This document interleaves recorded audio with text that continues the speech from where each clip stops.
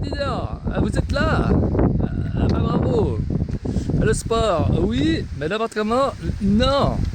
Ça, c'est ce qu'aurait pu dire notre ami Bourvil. Salut tout le monde, j'espère que vous allez bien. Oui, du sport, oui, mais pas n'importe comment. C'est le petit clin d'œil du jour, parce que j'ai fait une boulette hier et je voulais vous la faire partager, bien que je le sache.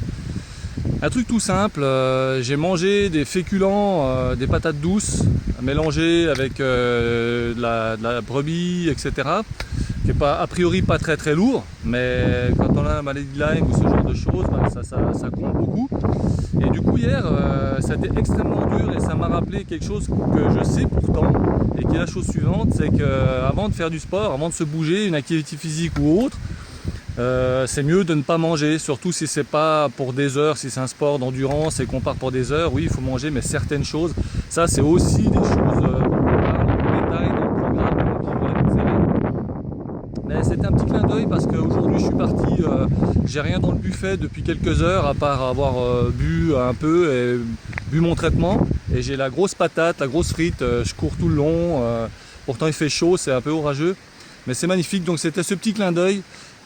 Juste pour vous donner ça, et puis pour vous expliquer aussi que dans le programme Comment vivre la vie de ses rêves avec la maladie de Lyme, on aborde, c'est un sujet qu'on détaille énormément parce que comme vous l'avez compris, le sport est important pour moi et indispensable pour nous. Donc c'est quelque chose que j'aborde et que je détaille sous tous ses angles, notamment les heures qui sont les plus appropriées pour faire tel ou tel type de sport, le type de nourriture qu'on est censé prendre, comment s'hydrater correctement, etc.